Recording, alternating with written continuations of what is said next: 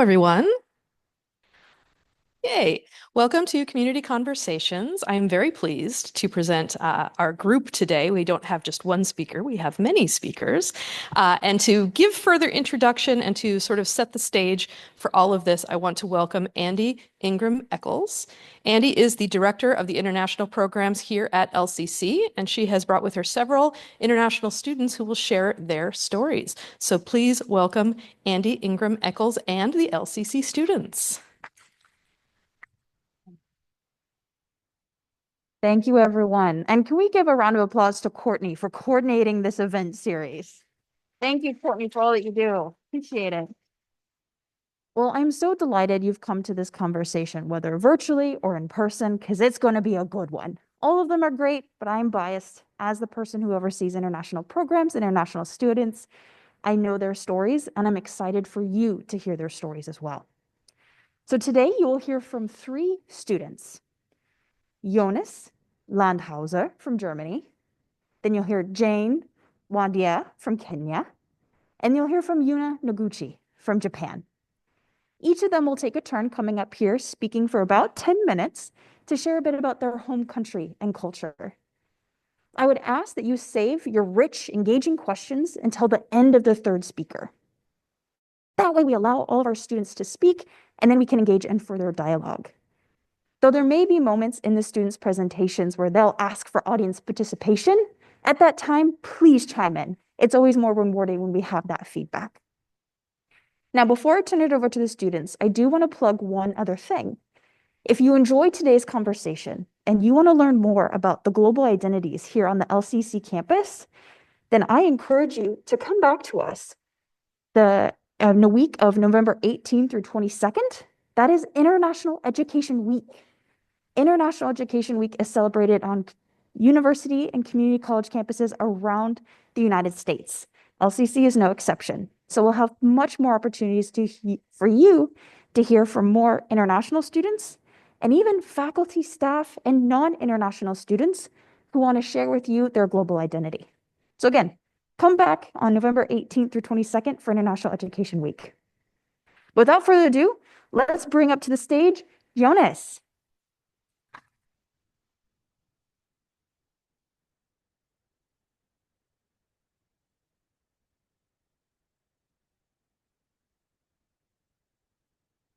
Hey there. I'm Jonas. I'm from Germany or Deutschland, how would I say? I'm here to present you something a little bit, so please be patient with me since English is not my native language. You'll sometimes have hard times to understand what I'm saying, so please feel free to ask if you have something troubles to understand what I'm saying. And I'm choosing today the topic of Germany, the land of Birkenstock, or Birkenstock, how you would like to present it. And why did I choose that picture? Because that's what I think is a stereotypical German, wearing Birkenstock as shoes for houseware. So we don't wear it as like it comes up in the parts that it's now an it piece and stuff like that, and the prices went up and everybody in Germany is complaining because of it. We just wear one pair for 5 years as our house shoes. And the one thing is, why did I choose this picture is because that's what I want to set up a middle-aged man. Like it's World Cup of soccer time, and he's in his garden doing some public watching or public viewing, however it is called. And that's the main thing where you see flags in Germany. You don't see flags every day in Germany, so you just see them for like national sports events coming up or other national events. You will only see, or the only part where you will see it in your everyday life is just in governmental buildings like city halls or something else.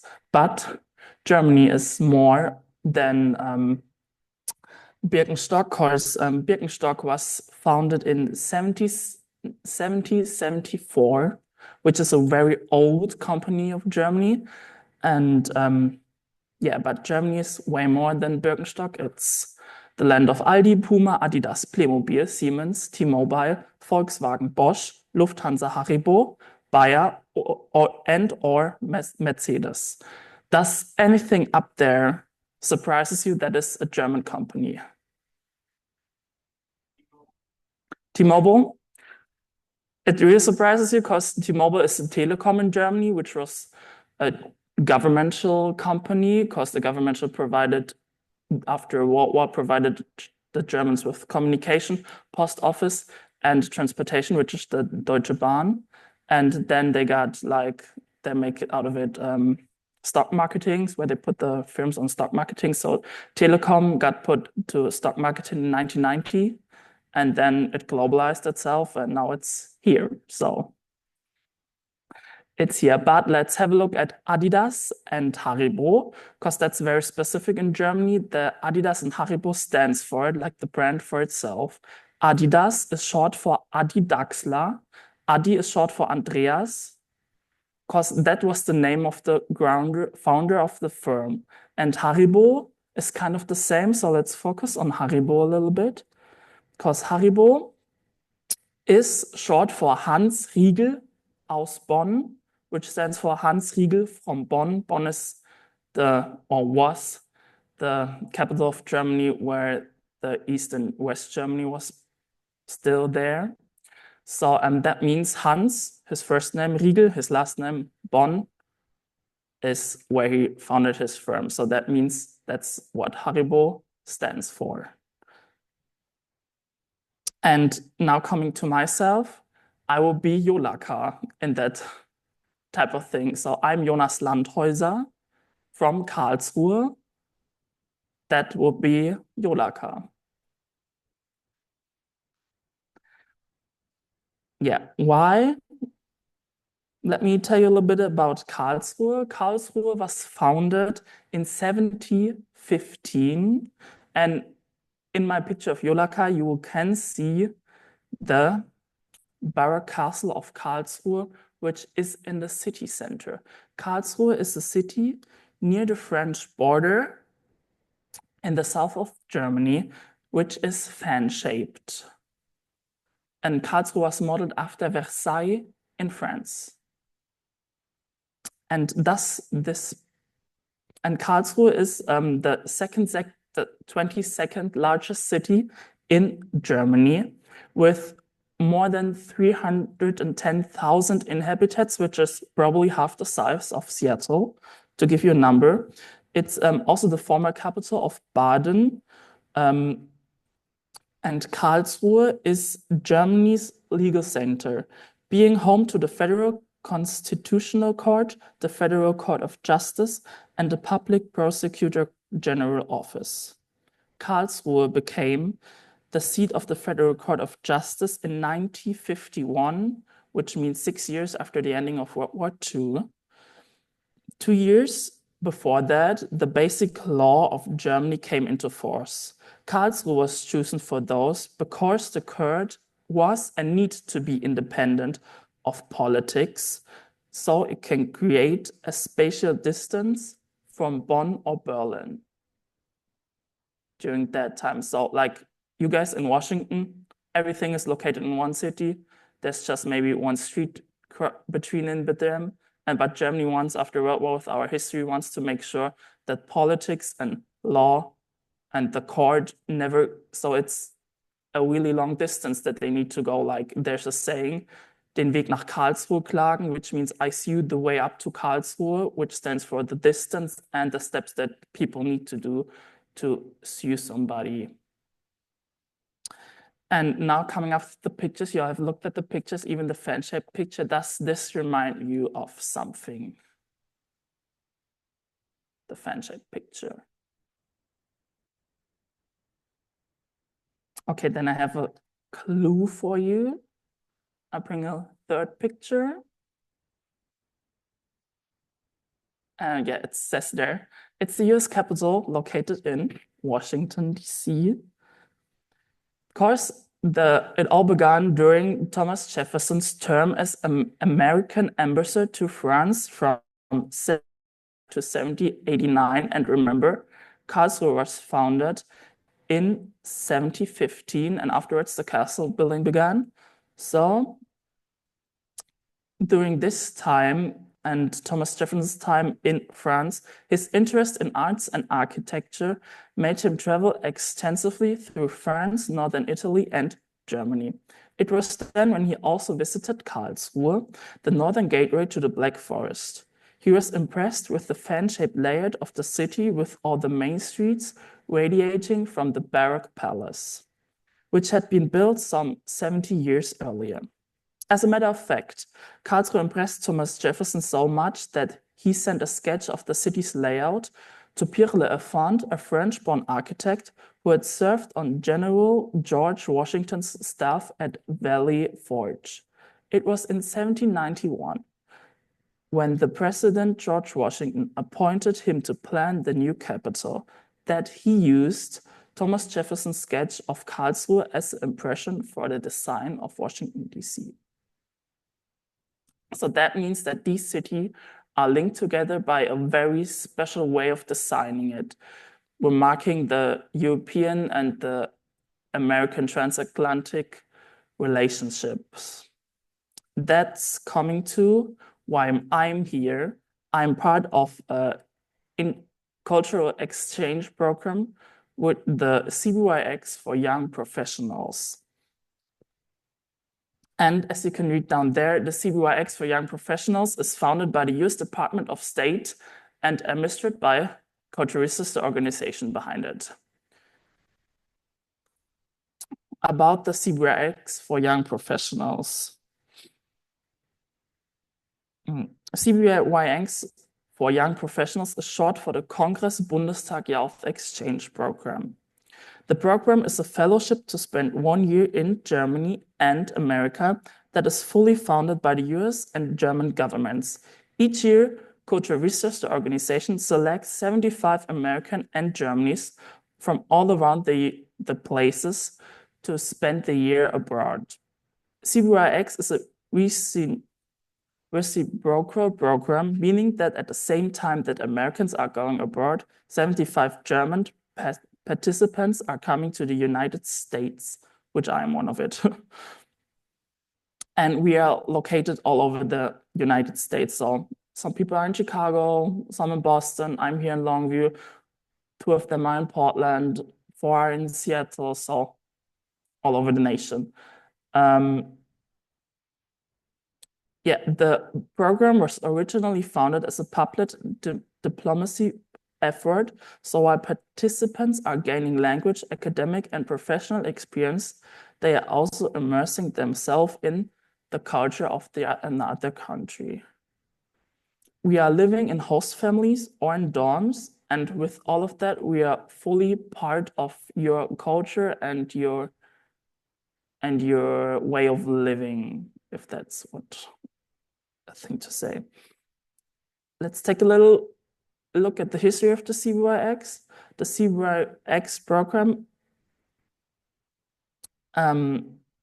started in 1983 and is currently running in its 45th year of programming, which I'm part of the 41st cohort this year in the United States. And that making it the longest running bilateral exchange program in the United States. This program is, like I said before, founded by the US Congress and the German Bundestag. On the American side of the program, the US Congress takes the State Department with overseeing the program, and the State Department works cooperatively with Culture Research, my organization behind it, who did the selection of that I'm able to be here.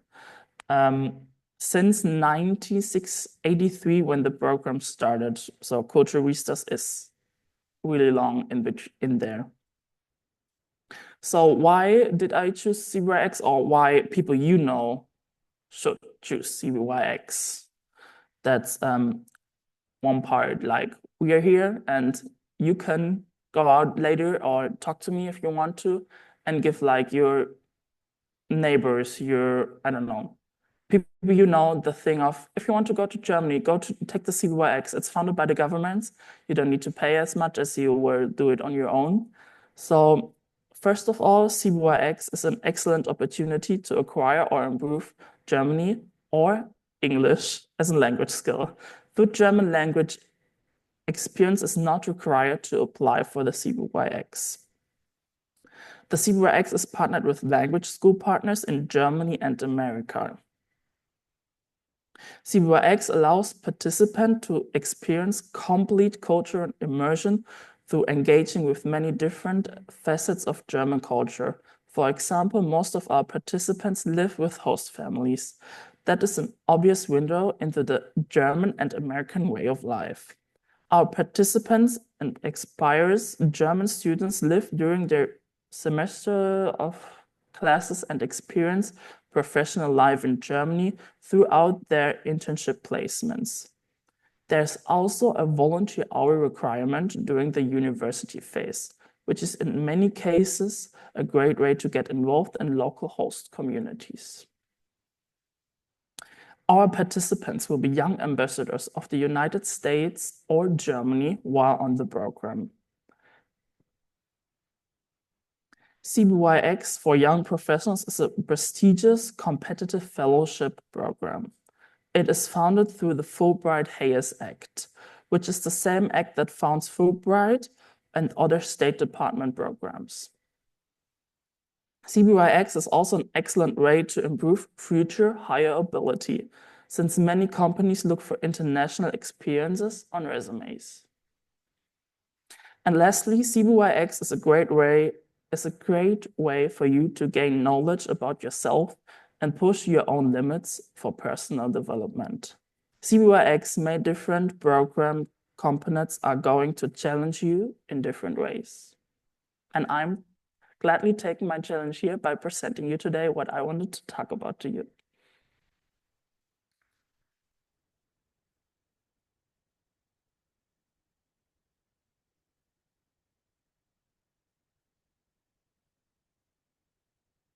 Thank you, Jonas. Next, we're going to invite Jane to the stage, and she will share her story.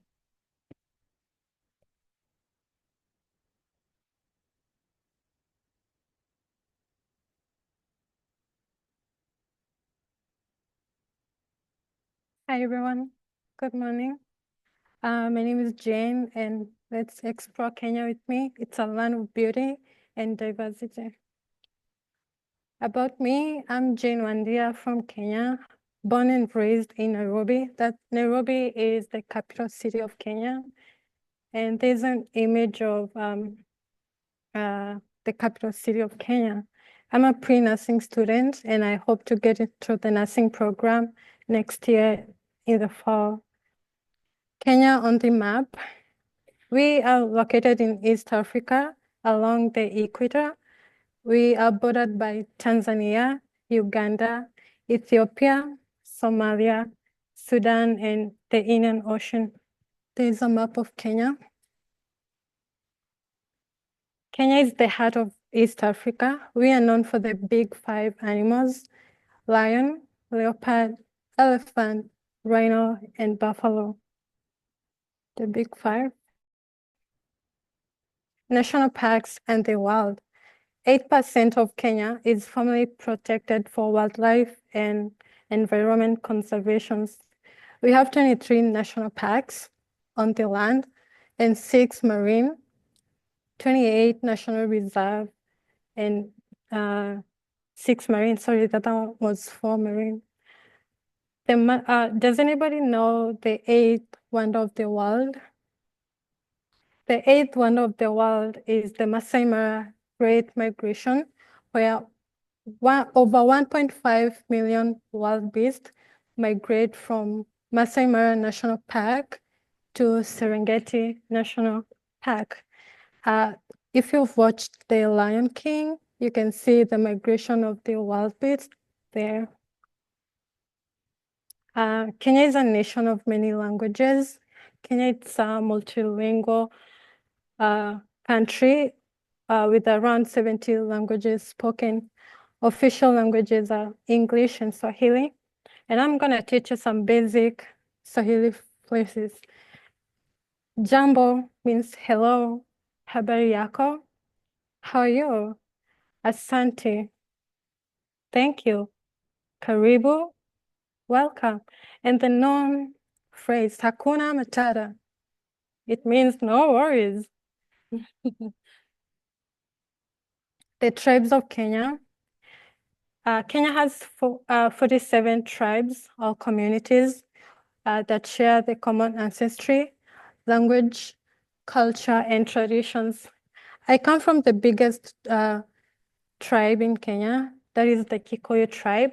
We cover 22% of the population. We are known for farming and our role in Kenyan politics and business. That's our culture where we do this in any events that we have in our culture. Kenya's global economy. We have the major exports are tea, coffee, and flowers. And I bet you the Kenyan coffee is the best. You should try that. I recommend. Kenya is the home of marathon legends. We have the best world-class marathon runners. Eliud Kipchoge holds the world record. He ran under 2 hours, like that's amazing. Kenya's icon, global icon, Lupita Nyong'o, she's one of the amazing stars that we have. She won the Oscar Awards for Best Supporting Actress, and she has majored in major films like Black Panther.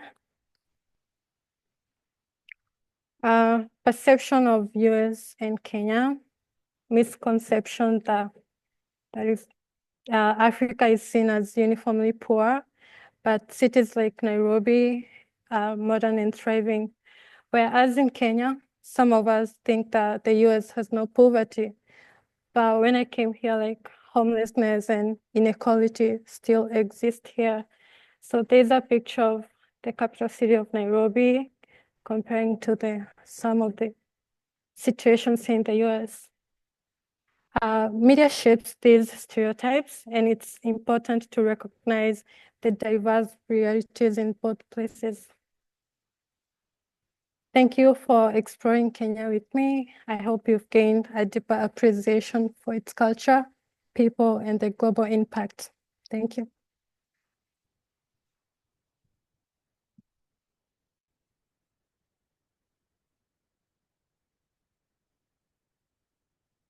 Asante. Thank you, Jane.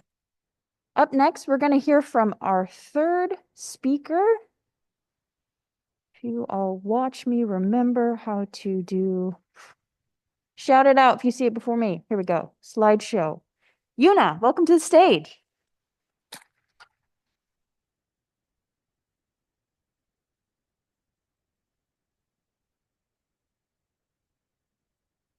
Hello everyone. Konnichiwa. I'm Yuna Noguchi from Japan. And in my presentation, I'm going to talk about myself a little bit, about my home country, Japan, and comparing Japan and the US. So first, let me do my self-introduction. I'm Yuna from Japan, and I like crocheting, drawing, taking for walks at the lake, and I have been studying at the LCC since last year and majoring in early childhood education. I decided to come here because I wanted to learn English more and broaden my horizon through studying in the US, which there are so many people from the other countries living. So next, I like to talk about Japanese food, architecture, and cultures.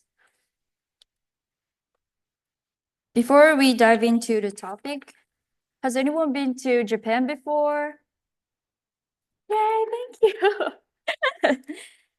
Okay, Japan is an island located in East Asia, and population is 124.5 million in 2023, and capital is Tokyo. Now you know about Japan a little bit, so let's talk about Japanese food. Oh, well, there's so many people now. Hello.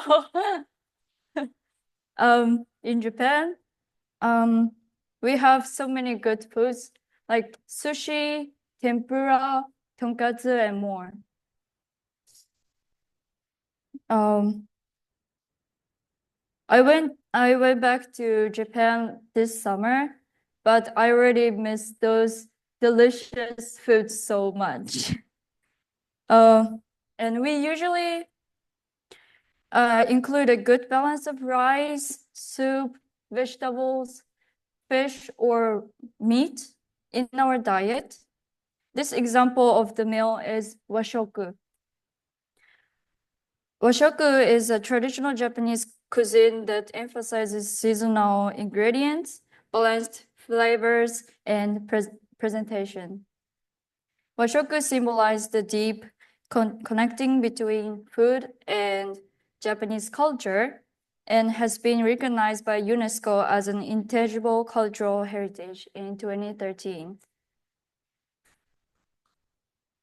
We have two traditional greetings for meal to express gratitude. Itadakimasu and gochisousama. Itadakimasu is said before a meal to express gratitude to the people who provided the food and to life. Gochisousama is said after the meal to express gratitude to the people who prepared the meal and the environment. With these two words, we express our respect for the food and people involved. These two words are one of my favorite Japanese. So today I want you to repeat after me and remember these two words. You guys ready? Okay. First, itadakimasu and gochisousama. Yay! You're so good. I hope you all remember these two words and use them at the lunchtime after this community conversation. Okay, so Japan is also a famous country for collaborating with old buildings and new skyscrapers. In the cities like Kyoto, like these pictures, there are many historic temples and shrines. On the other hand, there are modern skyscrapers in Tokyo. Japan is committed to respect its cultural heritage while incorporating design and modern design and technology. Beyond the architecture, Japanese culture is equally unique. The tea ceremony is a traditional ritual focused on proper manners and the spirit of harmony. In a quiet setting, people show respect and gratitude by making and sharing tea with their guests. Seasonal tea utensils and sweets are carefully chosen to enhance the experience, and thoughtful hospitality is essential. At its core, ceremony values the idea of ichigo ichie, meaning to treasure each unique moment and encounter as it may not happen again. Next, I will talk about the similarities and differences between Japan and the US. Since I came to the US, I found some differences, but also similarities. I went to Portland in March to see cherry blossoms, and there were so many people enjoying them. I was impressed by the scene because I noticed that the people here enjoy watching cherry blossoms like Japanese people. At the same time, I found the differences too. In the US, people enjoy taking pictures of beautiful cherry blossoms and strolling beneath the trees. In Japan, we enjoy a picnic called Hanami. Hanami is a traditional event held in spring in Japan to enjoy cherry blossoms. Under cherry trees in full bloom, people gather with friends and family to enjoy lunchbox, bento, and drinks while taking in a beautiful scenery. Hanami is an important custom to appreciate the beauty of cherry blossoms and celebrate the arrival of spring. Also in in the US, families often come together to celebrate Thanksgiving, like this month, enjoying a meal and time with loved ones. Similarly, in Japan, We gather and spend meaningful time with family during the New Year. New Year's Day in Japan is a special event to celebrate the New Year and gather with families and friends. On that day, families eat osechi ryori and ozoni. This is for wishing for good health and good fortune in the new year. It is also common to visit shrine and temples called Hatsumode to pray for New Year.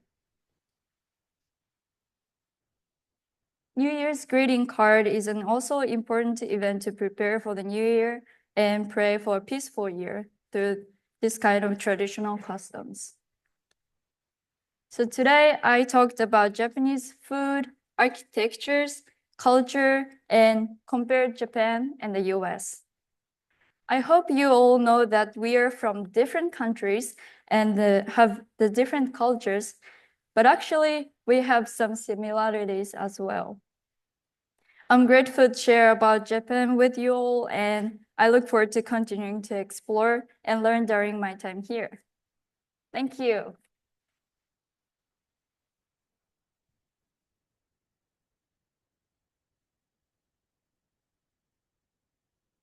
Thank you, Yuna. Now I will ask for all three of our speakers to return back to the stage. We are now transitioning to audience questions. This is the time to ask questions of any of our three speakers, whether it's you want to re-practice some of the good language learning or other questions you have for them. And Courtney will come around with the mic to get your question. Students, come up here, please.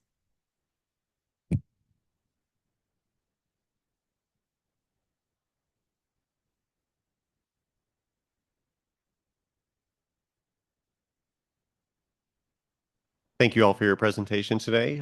My question is for Jane. Jane, you mentioned that flowers are one of the exports of Kenya, and I was hoping to for you to share what type of flower and how these are exported and where they go. I'm not really sure about where they go, but they do export flowers and so many types of flowers like roses and all kinds of flowers. We have like the flower farms and greenhouses. So like they just deal with flowers and they export to different countries, I think. Yeah.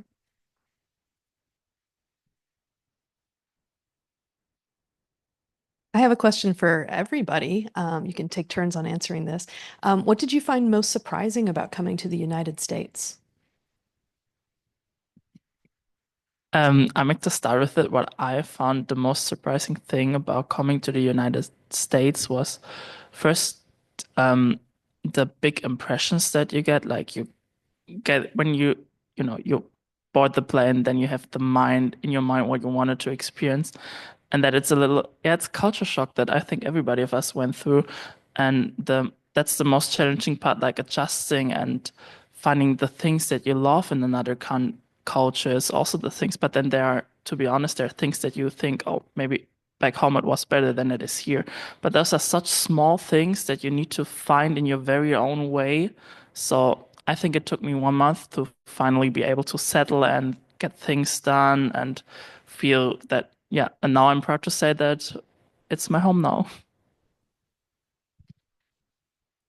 For me, one thing that I noticed when I came here, like Americans are so friendly and they are nice people. I mean, I'm just walking down and someone is smiling at me. In Kenya, no one cares. I mean, that's really nice and I love it because I love making people smile with my smile. Yeah.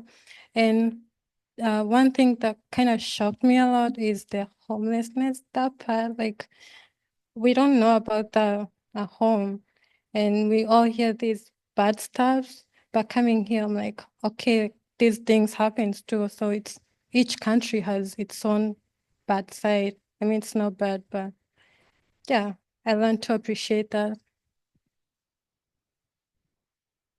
So mine is kind of similar with Jay, but like when I go shopping or somewhere, and like stuff say, "Hey, I like your outfit," or like And like I really like that kind of things because in Japan, we don't say anything.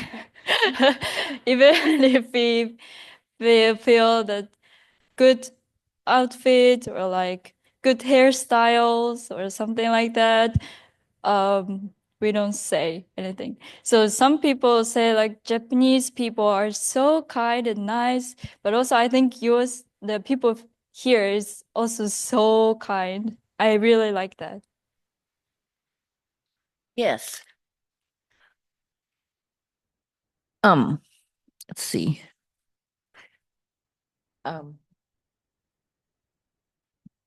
I'm sorry. I need to keep the name straight. Yuna, Yeah. did you ever go to a place here in the US that had even vaguely authentic Japanese food? Like I know near here we have Sushi Sakura, but I've never been there actually. But I went to the Japanese garden at the Portland. It was so good, and at that time I think it's fall, and then the leaves are changed, the color changed, and it was so beautiful.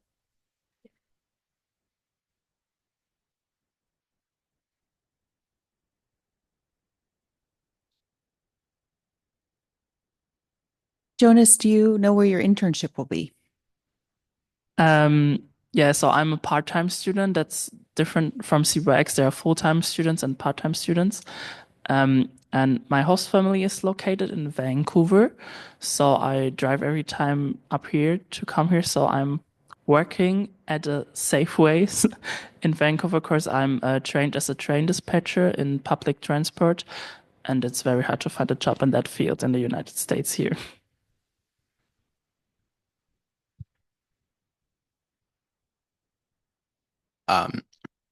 You said Jonas, you said you drive up here from Vancouver.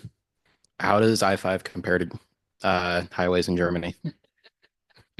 And my honest opinion is it sucks because you either have construction work going on that's not like they don't tell you in the news, they don't tell you in the newspaper, your local ones, they don't put signs up in front. I'm used to Germany where they will put signs up in the best pace 2 months in advance.